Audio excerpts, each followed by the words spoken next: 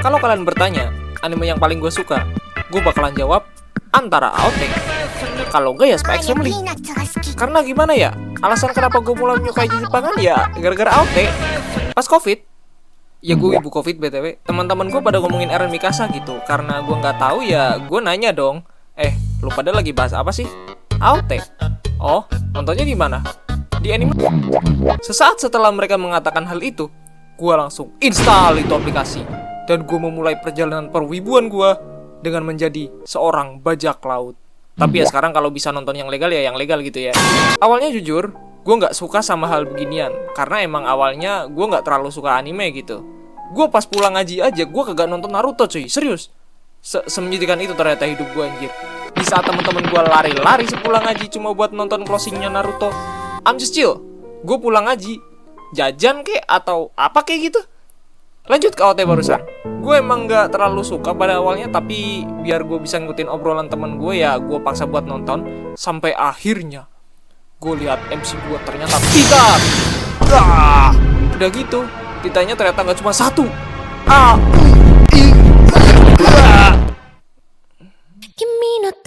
Dan akhirnya gue tinggal ngikutin doang ini anime, yang membuat gue bingung apa yang harus gue tonton di saat gue bored gitu. Kemudian muncul sebuah title, Kimetsu no Yaiba atau Demon Slayer.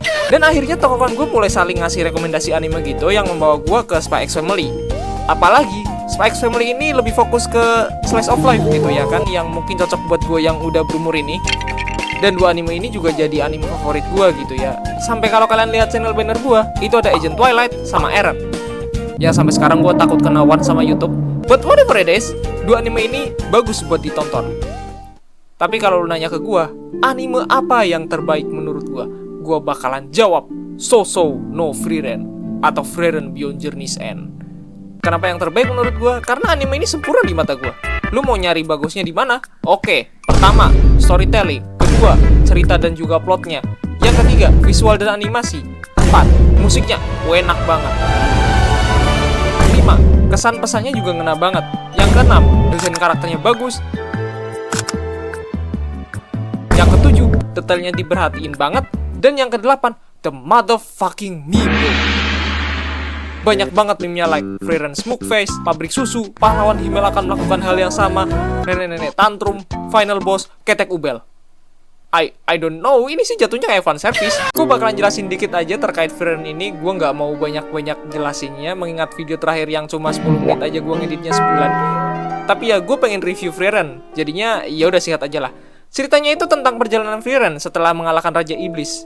She's elf by the way, yang bikin dia itu bisa hidup ribuan tahun. Dan karena umurnya ini terlalu panjang, 10 tahun perjalanan bareng party hero rasanya kayak bentar doang gitu. Tapi ya setelah partinya bubar dan waktu mulai berjalan, dia baru sadar buat manusia 10 tahun is really a long time.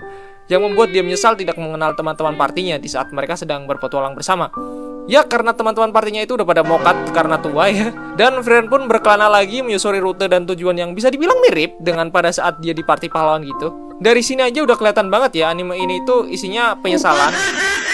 Mungkin kalau di zaman Frieren udah ada digitalisasi, SW Frieren isinya quote-quote sad boy fake smile anjir.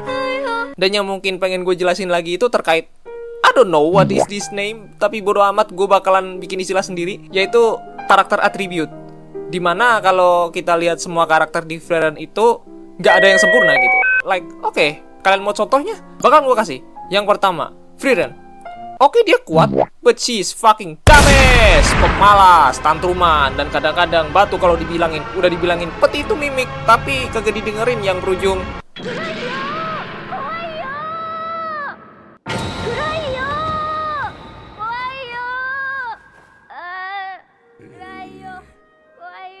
Himmel. He is fucking handsome bro, strong, dan British. Bahkan dia bisa dibilang pemimpin party yang bertanggung jawab gitu. But this guy is literally narcissistic. NPD banget kayak bapaknya Docok. Haita. What the hell with this guy? Pendeta mana yang sadar kalau dia seorang pemabuk? Aizen. Frontliner terbaik menurut gua, kuat, tapi dia penakut. Fern. Dia baik, kuat, bisa bikin nenek-nenek ini takut sama dia, tapi dia tukang ngambek, labil, udah gitu cemburuan lagi. Stark. Sama aja kayak gurunya 11-12 cok. Sain. Pendeta. Bahkan lebih baik dibanding hater kayaknya. Tapi dia perokok, judi, dan pecinta onesan. Ya begitulah kurang lebihnya. Tapi karena detail kecil ini, karakter-karakter di Frieren itu jadi lovable gitu, atau bahkan relate dengan sebagian orang. Dan ya itu aja yang mau gue jelasin dari Frieren. Sisanya ya kalian tinggal tonton sendiri aja. Ini anime recommended. Bahkan pakar anime kita, Admin Yami gitu ya, itu awalnya mikir Frieren itu nggak bakalan rame di Indonesia, tapi faktanya justru banyak yang suka. Sebagus itu emang animenya. Tapi ya siap-siap aja ngerasain rasa ngantuk, soalnya emang pacingnya lumayan lambat buat Frieren. Bang, lu belum intro? Oh iya, gue lupa. Oke, selamat datang di segmen OS. Bukan operating system, tapi Omni Sampah. Dan ya, itu aja soal Frieren. Gue Izan Furasi, pamit undur diri. Dan sampai jumpa di video selanjutnya kalau gue niat ngedit.